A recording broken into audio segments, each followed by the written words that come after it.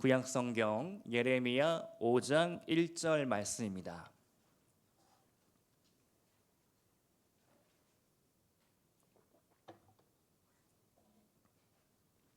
예레미야 5장 1절 우리 다 같이 한 목소리로 크게 봉독하시겠습니다.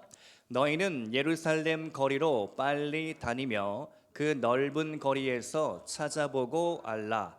너희가 만일 행하며 진리를 구하는 자를 한 사람이라도 찾으면 내가 이 성읍을 용서하리라. 아멘.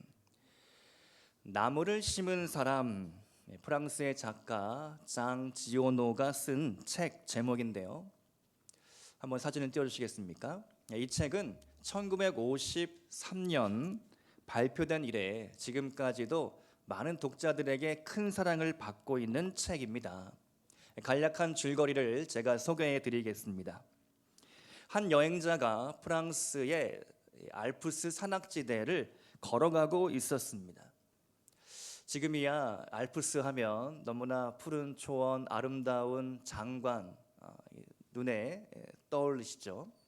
근데 그 당시 1900년대 초반만 하더라도 그 일대는 너무나 황폐한 불모지였습니다. 여행자가 가도 황량한 그런 들판, 그리고 돌과 자갈, 흙먼지가 이는 그런 땅이었습니다. 드문드문 사람의 흔적이 있고 작은 성당도 있었지만 너무나도 사람이 살기에는 삭막한 환경뿐이었습니다. 그러던 중에 멀리 검은 형체가 보여 가까이 다가가 보니 양치는 노인이었습니다. 지친 여행자는 이 노인의 집에 하룻밤 신세를 지게 되었는데요. 그날 밤 노인은 저녁 식사를 함께 마친 후에 무언가 한 가지 일에 열중을 했습니다. 무엇을 하나 살펴봤더니 이 책상 위에 도토리를 한가득 꺼낸 후에 하나하나 유심히 살펴보면서 좋은 것과 나쁜 것을 골라내는 것이죠. 한참 동안을 집중하여 그 일을 하다 보니 제법 굵고 좋은 도토리들이 한 켠에 쌓이게 되었습니다. 노인이 그 숫자를 하나하나 헤아려 보더니 100개가 되자 그 일을 멈추었습니다. 노인은 그 외딴 오두막에 살면서 도토리, 참나무를 심고 있었던 것이죠. 여행자가 물어보니 지금까지 3년 동안 10만 개를 심었고 그중 2만 개의 싹이 텄으며 적어도 1만 그루는 나무로 자라날 것이다 라고 말했습니다. 노인은 그 후에도 30년 동안 매일같이 나무를 심었습니다. 매일 단순한 그 나무 심는 일을 통하여 그 일대가 너무나도 몰라보게 변화되기 시작했습니다. 그러나 그 마을의 사람들은 노인의 존재에 대해서는 전혀 몰랐죠. 각자 열심히 먹고 살기 바빴기 때문입니다. 1차 세계대전, 2차 세계대전이 흐르는 기간 동안 너무나 사람들의 삶이 강팍해지고 어려워졌기 때문입니다.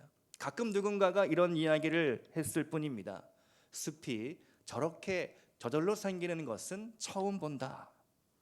노인은 그야말로 어떠한 보상도 바라지 않고 스스로의 노력을 통해 자연이 변화되는 것 그 자체로 행복감을 느꼈던 것이죠. 작가는 책에서 그 노인의 삶을 이렇게 표현하고 있습니다. 단 한 사람의 육체적, 정신적 능력만으로 일불모지에서 가난이 솟아난 것을 돌이켜 보면 인간에게 주어진 힘이란 아무래도 놀랍다는 생각이 든다. 한 사람의 인격이 얼마나 훌륭한지 알기 위해서는 오랫동안 그 사람의 행동을 지켜볼 수 있어야 한다. 그 행동이 조금도 이기적이지 않고 더없이 고결한 마음에서 나왔으며 어떤 보상도 바라지 않고 세상에 뚜렷한 흔적을 남겼다면 그때는 영원히 잊을 수 없는 인물을 만난 것이다.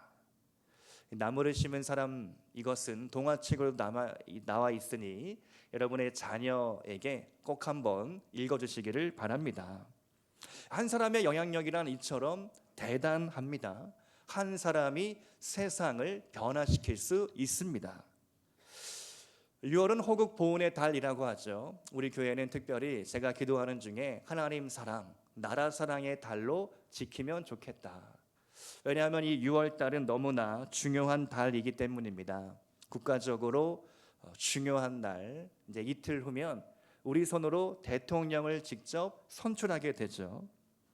이 한 사람이 우리나라의 미래를 좌우합니다. 이 나라가 어디로 가야 할까?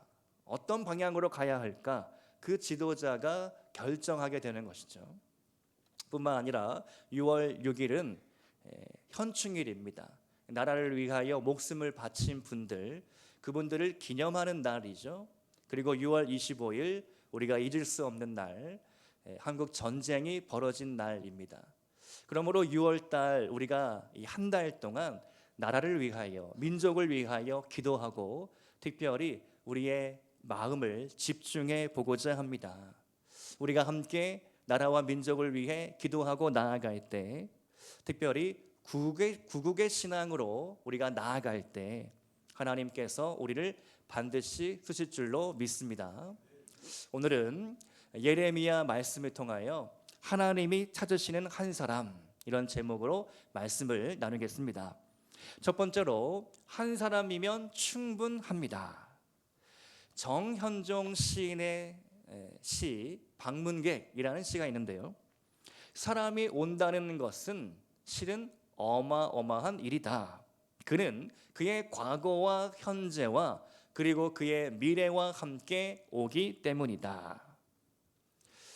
새벽 기도 시간에 가끔 기도하러 오시는 분들이 계십니다. 아마도 이 주변에서 기도처를 찾다가 우리 교회까지 오시게 된 것 같습니다. 그러면 예배를 인도하면서도 저분은 어떤 사연을 가지고 이 새벽을 깨웠을까? 그런 생각을 제가 하게 됩니다. 무슨 긴급한 기도 제목이 있길래 새벽에 우리 교회까지 와서 저렇게 기도하고 계실까? 한 성도가 교회에 방문할 때 제 마음도 설레이게 됩니다.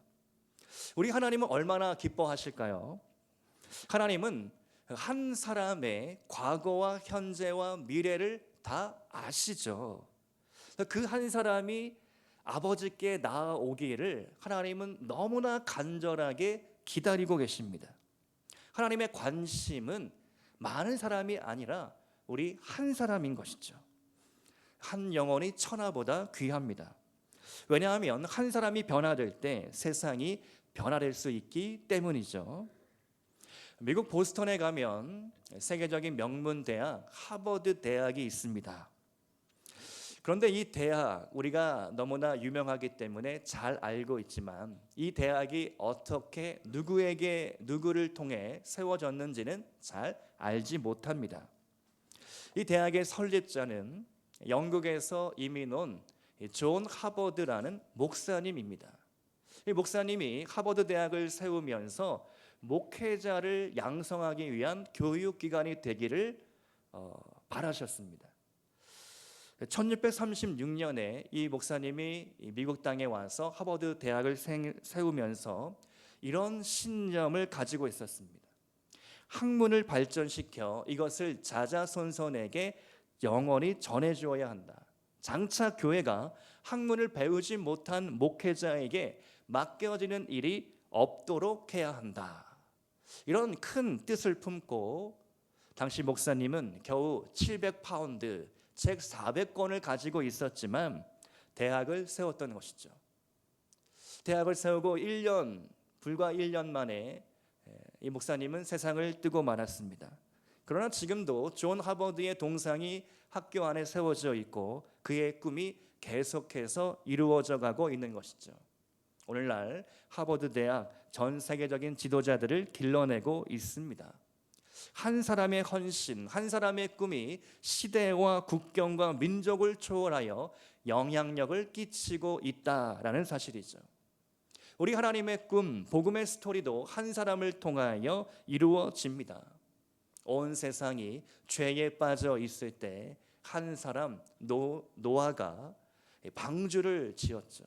그리고 그 노아의 방주를 통해 하나님은 인류를 보존시켜 주셨습니다. 아브라함은 갈대아 우르 도시를 떠나 하나님이 장차 보여줄 땅으로 떠났습니다. 믿음 가지고 떠난 것이죠. 그리고 하나님은 아브라함을 통하여 이스라엘이라는 민족을 세워주셨습니다. 요셉은 어떻습니까? 온 땅에 혹독한 흉년이 들었을 때 요셉이 때마침 그 애굽의 총리였습니다. 야곱의 이 아들들, 요셉의 형들이 양식을 꾸러 올 때 요셉을 만나게 되죠. 요셉을 통하여 야곱의 가정이 구원받게 됩니다. 마찬가지로 모세, 그리고 여호수아, 에스더, 훌륭한 인물들을 통하여 하나님은 꾸준히 이스라엘을 보존시키고 하나님의 나라, 복음의 스토리를 써 내려가셨습니다. 언제나 하나님의 역사는 한 사람으로부터 출발합니다. 한 사람이면 세상을 변화시키기에 충분합니다. 오늘 여러분이 그 한 사람 될 수 있기를 축복드립니다. 두 번째로, 한 사람이라도 찾아야 합니다. 하루는 아침에 우리 집 앞 전봇대에 누군가 어떤 한 전단지를 붙이는 것을 보게 됐습니다. 이 아침에 뭘 저렇게 붙이고 있나 살펴보니까 강아지를 찾는다라는 전단지였는데요. 한번 사진을 보여주시겠습니까? 제가 직접 사진을 찍었습니다. 지난 5월 17일 토요일 오전 8시 개를 잃어버렸다는 내용이죠. 잃어버린 장소는 삼전동 삼전지구대 인근이라고 합니다. 강아지의 특징이 적혀 있는데요. 제가 무슨 말인지 잘 모르겠지만 마린 믹스 1살, 수컷 8kg, 그리고 가지고 있는 소지품이 빨간색 목줄에 청록색 리드줄, 갈색 쫑긋 선기, 발견 시 잡거나 부르지 말고 위치나 사진을 촬영 후에 제보해 달라. 결정적 제보를 하면 무려 사례금 30만 원을 지급해 준다고 합니다. 혹시 길을 가다가 저 강아지를 보신 분 꼭 연락을 주시기 바랍니다. 참고로 저는 강아지 주인과 전혀 관련이 없습니다. 그날 아침에 저 전단지를 열심히 붙이던 분, 알바인지 주인인지는 잘 모르겠습니다. 그런데 이 강아지 한 마리를 잃어버린 그 주인의 마음을 제가 한번 헤아려 봤습니다. 얼마나 애가 탈까, 얼마나 간절할까. 하루하루가 지날수록 강아지를 찾으면 저 전단지를 자진 회수한다고 써 있는데요. 아직까지는 찾지 못한 것 같습니다. 그 마음이 느껴지는 것이죠. 사랑하는 성도 여러분, 하물며 강아지 한 마리를 잃어버려도 우리는 이렇게 간절히 애타게 찾는데 우리는 과연 그렇게 한 영혼 찾기를 간절히 바라고 있는가? 오늘 본문에서 예레미야는 하나님께 하나의 미션을 받게 됩니다. 너는 예루살렘 거리로 빨리 다니며 그 넓은 거리에서 찾아봐라. 사번역 성경으로 이렇게 번역하고 있습니다. 예루살렘의 모든 광장을 샅샅이 뒤져보아라. 빨리 찾아라. 잃어버린 강아지의 주인처럼 한번 찾아보라는 겁니다. 그러면 도대체 어떤 사람을 찾아야 합니까? 말씀을 보면 정의를 행하며 진리를 구하는 자. 세번역 성경으로 보면 바르게 일하고 진실하게 살려는 사람.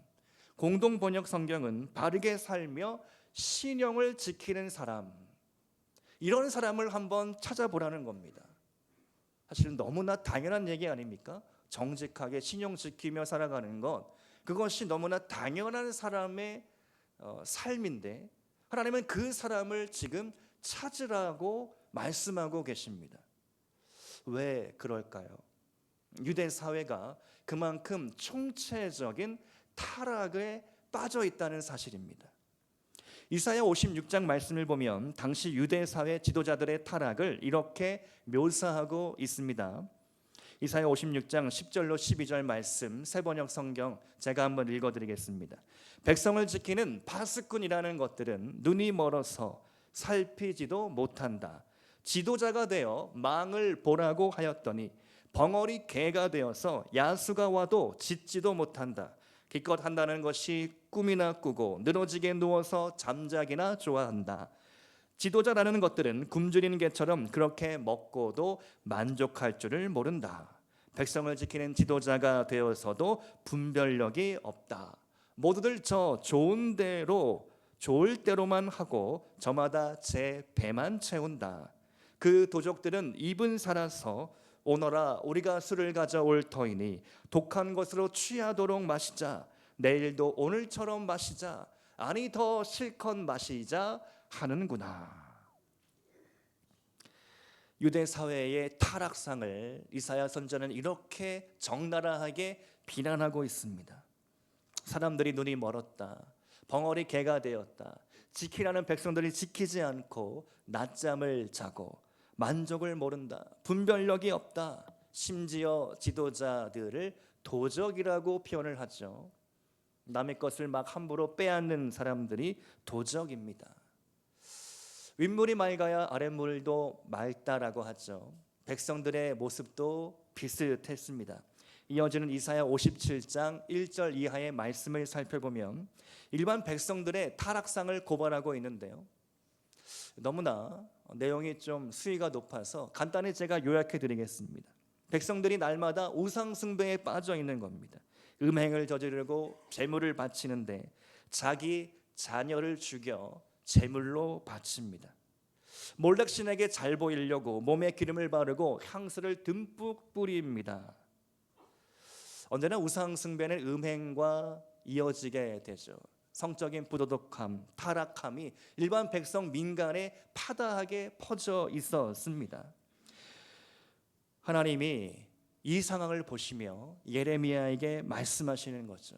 예레미야야, 네가 한번 예루살렘 거리 광장을 다니면서 이렇게 의인, 정말로 마음을 지키고 거룩한 삶을 살아가는 그 한 사람 한번 있나 없나 찾아봐라. 이게 무슨 뜻입니까? 사실은 없다라는 이야기죠. 내가 아무리 살펴봐도, 하나님이 아무리 눈에 불을 켜고 찾아보아도 나는 그 의인 한 사람을 찾지 못했는데 네가 한번 찾아봐라. 이것은 하나님 아버지의 탄식인 것이죠. 오늘날 대한민국 사회를 보면 똑같은 탄식이 나오게 됩니다. 정치, 경제, 사회, 종교, 문화, 예술, 사회 각 영역 가운데 타락한 일들을 우리는 연일 뉴스를 통해 듣고 보고 있는 것이죠. 정의와 진리가 어디에 있는가 찾기 힘든 시대입니다.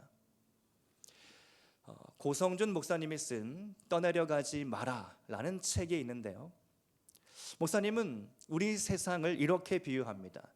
우리는 잔잔한 호숫가에 앉아서 논일고 있는 자들이 아니라 거친 물보라가 일어나는 강물 한가운데 있다. 그냥 가만히 있으면 우리는 하류로 떠내려가는 인생이 된다. 세상에는 일종의 한 흐름이 있다는 겁니다. 영어로는 트렌드라고 하죠. 트렌드를 읽어야 비즈니스도 뒤처지지 않습니다. 트렌드에 맞는 옷을 입어야 합니다. 트렌드에 맞는 사고방식을 해야 또래 집단 친구들하고 잘 어울릴 수가 있습니다. 꼰대 소리 듣지 않습니다. 트렌드 참 중요하죠. 그런데 영적인 트렌드, 영적인 사조, 그것에 우리 성도들은 휩쓸려 가면 안 된다라는 것입니다. 그러면 이 시대의 트렌드, 시대의 사조는 무엇인가? 과학과 이성, 진화론, 유물론, 막시즘, 황금 만능주의, 인본주의, 포스트 모더니즘, 이런 시대의 사조라고 목사님은 진단하고 있습니다.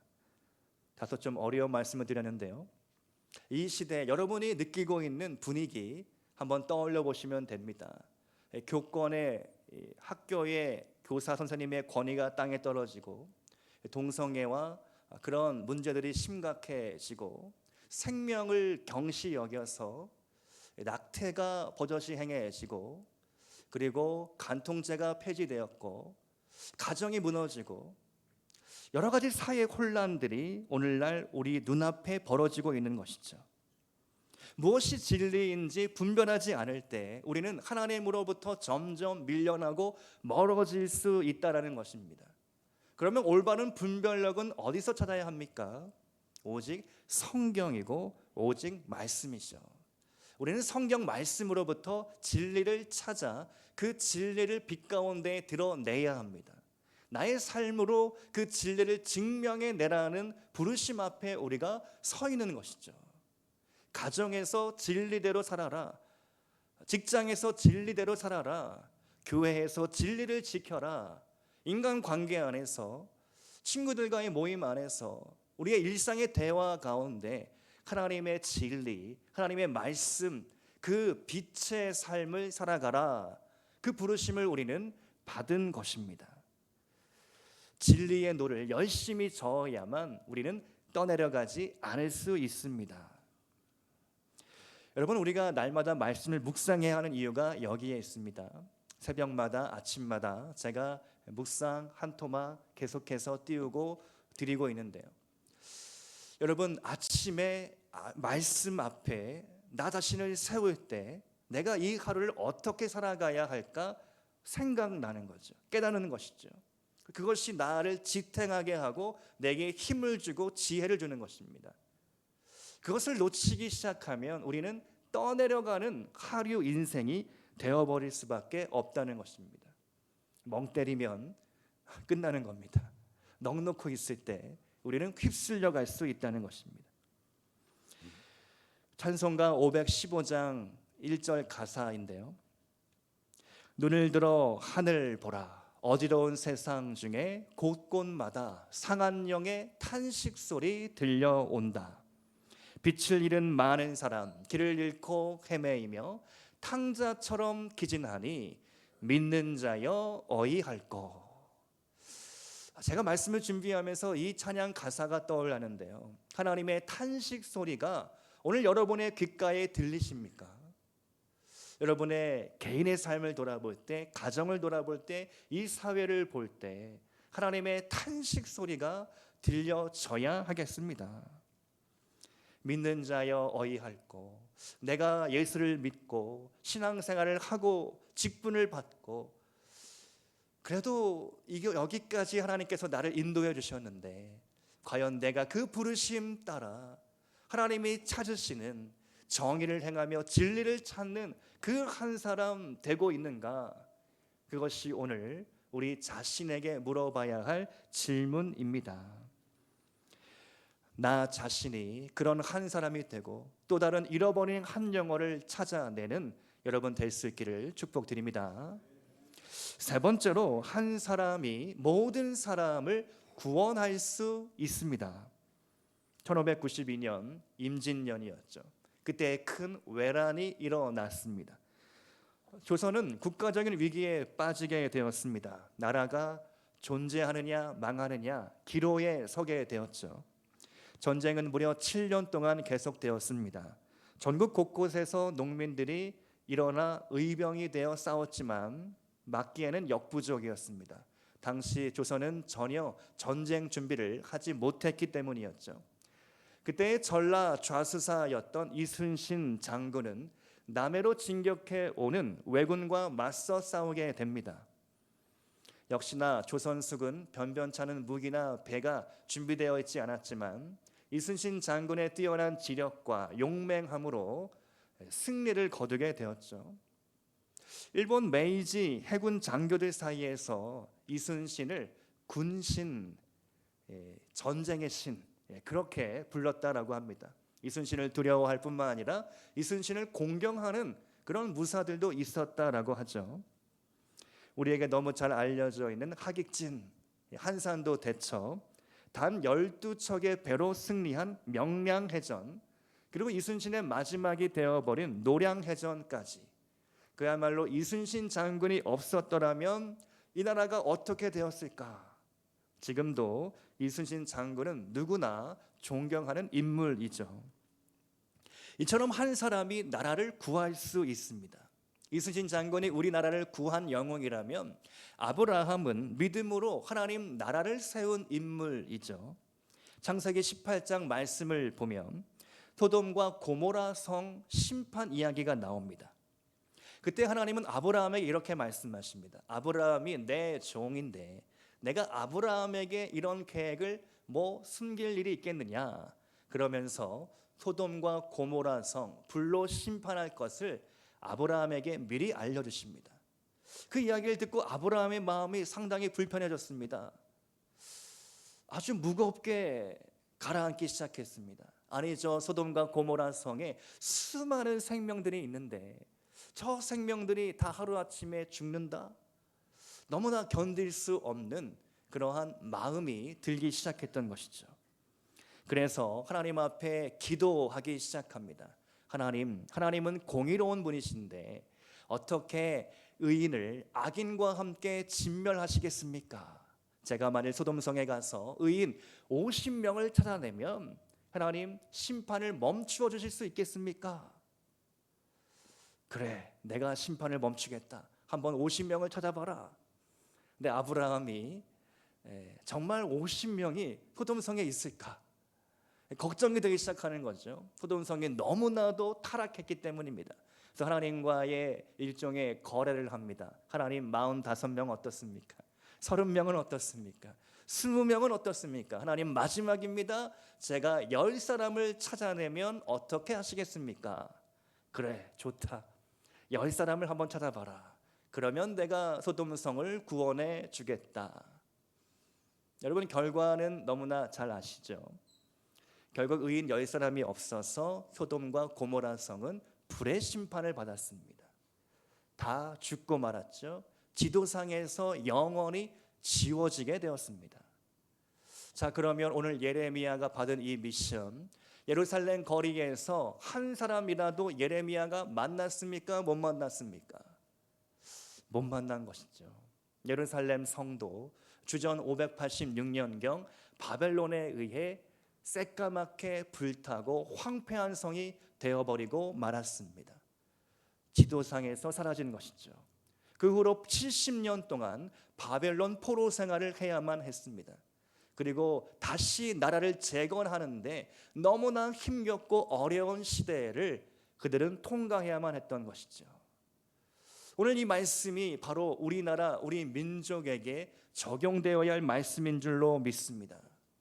하나님께서 지금도 이 나라 이 민족을 바라보시며 의인들을 찾아 부르시고 있는 것이죠. 서울 한복판을 다니면서 의인을 찾아봐라. 정의를 행하며 진리를 찾는 자들이 과연 있는가? 여러분의 예레미야의 심정이 되어서 이 말씀을 한번 생각해 보기를 원합니다. 제가 말씀을 준비하면서 저부터 사실 회개가 나왔습니다. 나라와 민족을 위해 금요 집회 때 기도하기는 하지만 평소에 충분히 하지 못했습니다. 오래 하지 못했습니다. 깊이 하지 못했습니다. 눈물로 하지는 못했습니다. 사실은 나를 위해, 우리 가정을 위해, 자녀를 위해, 우리 교회를 위해 기도했지만, 때로 눈물도 나왔지만, 과연 나라와 민족을 위해 내가 눈물 흘리며 무릎 꿇고 두 손 들며 기도했던 때가 과연 언제였는가? 그런 질문이 들기 시작했습니다. 그래서 기도하는데 하나님께서 그런 부담감을 주셨습니다. 나라가 있고 교회가 있고 가정이 있고 개인이 있다. 그리고 내가 있는 것이다. 근데 우리는 이것을 거꾸로 기도하죠. 내가 우선입니다. 하나님, 내가 살아야 되겠습니다. 내 건강 지켜주시고 내 재정 축복해 주시고 우리 가정 복 주시고 우리 회사 잘 되게 하시고 내 직장 생활 잘 풀리게 해주시고. 사실은 우리는 거꾸로 기도하고 있는 것은 아닌가요? 하나님께서 우리 대한민국 복 주셔서 여기까지 인도해 주셨습니다. OECD 소위 선진국 클럽이라는 데 가입을 했죠. 과거에는 한류라고 했지만 지금은 K-팝, K-컬처, K-뷰티, 또 뭐 있습니까? K 붙이면 다 됩니다. 요새는. 그렇게 우리가 위대한 나라, 부강한 나라가 되었습니다. 그런데 그 모든 은혜와 축복을 우리가 새까맣게 잊어버리고 너무나도 개인적인 이기주의로 나가고 있는 것은 아닌가?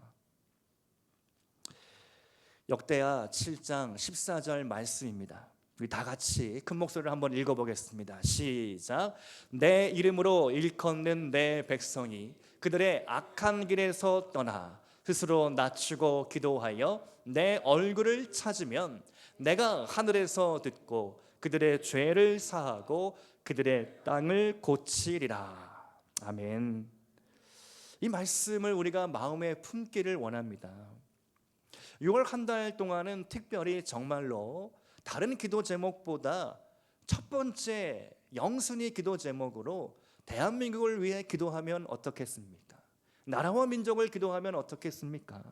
특별히 기도 시간을 정하여 나라와 민족을 품고 기도하기를 소망합니다. 내가 하나님 앞에 정의를 구하며 진리를 찾는 한 사람이 되겠습니다. 그리고 잃어버린 한 영혼을 찾아내고 그 사람을 위하여 내가 나아가기를 원합니다.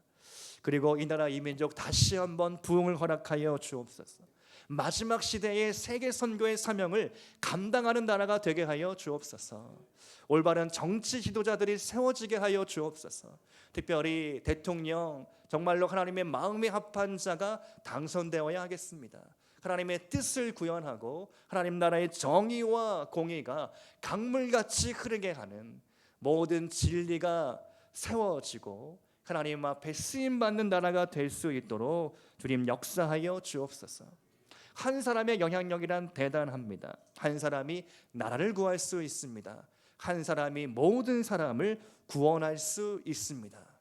아담 한 사람의 불순종으로 죄가 세상에 들어왔지만 예수님의 순종함으로 십자가 보혈로 우리는 구원받은 것이죠. 그 구원, 예수님의 구원, 그 능력, 그 이름을 우리가 구하며 이 나라 이 민족을 위하여 하나님 예수 이름으로 이 나라 이 민족 구원하여 주옵소서. 축복하여 주옵소서. 그러한 기도로 나아가는 여러분 될 수 있기를 축복드립니다. 오늘 말씀의 결론입니다. 프랑스의 바칼로레아는 200년의 역사를 자랑하는 프랑스의 수능 시험 제도입니다. 그 시험에 출제되었던 문제들이 있는데요, 제가 한번 읽어드리겠습니다. 과거에서 벗어날 수 있으면 우리는 자유로운 존재가 될 수 있는가? 역사는 인간에게 오는 것인가? 아니면 인간에 의해 오는 것인가? 예술 없이 아름다움에 대해 말할 수 있는가? 현실이 수학적 법칙에 따른다고 할 수 있는가? 여론이 정권을 이끌 수 있는가? 평화와 불의가 함께 갈 수 있는가? 법에 복종하는 것은 정의를 수호하는 것인가? 아니면 권력에 굴복하는 것인가? 상당히 무겁고 철학적인 질문들이죠. 바칼로레아는 생각을 쓰는 시험이라는 별명을 갖고 있습니다. 이 문제에 답하기 위해서 너무나 깊은 사고가 필요합니다. 많은 양의 독서와 생각의 축적을 수험생들은 해야 했을 것입니다. 그런데요, 신앙생활도 마찬가지죠. 하나님은 질문하는 영성을 찾으십니다. 이 나라 이 사회에 쓰임받기 위한 깊이 있는 사람, 깊이 있는 지도자를 찾고 계십니다. 한때는 교회가 세상을 주도하던 시대가 있었죠. 모든 문화는 교회로부터 출발을 했습니다. 유명한 가수, 연기자, 배우, 뮤지션 다 교회로부터 나온 것을 우리는 알고 있습니다. 다시 한번 그러한 문화적인 흐름이, 사상적인 흐름이 교회로부터 나오기를 우리가 기도해야 하겠습니다. 왜냐하면 하나님은 깊이 있는 사람, 정의가 무엇인가, 진리가 무엇인가 그것을 찾고 깨닫고 행하는 사람을 오늘도 찾고 계시기 때문입니다. 영성운동가이자 베스트셀러 작가인 리차드 포스터 목사님은 오늘날 가장 절실하게 요청되는 사람은 똑똑한 사람, 재능 있는 사람이 아니요 깊이 있는 사람이다. 오늘 저와 여러분이 하나님 앞에 쓰임받기 위하여 말씀을 깊이 있게 보고 기도를 깊이 있게 하고 이 사회의 정의와 진리가 무엇인지 그런 깊이 있는 부르심 그 따라서 나아갈 수 있기를 소망합니다. 특별히 6월 한 달 나라와 민족을 구하는 구국의 신앙으로 하나님 앞에 나아가기를 소망합니다. 그리고 우리 교회가 그러한 기도로 나아가기 시작할 때 하나님께서 쓰임받는 정말 하나님 앞에 크게 쓰임 받는 우리 잠실빛나 교회 우리 모든 성도님들이 되기를 주님의 이름으로 축원드립니다. 함께 기도하시겠습니다.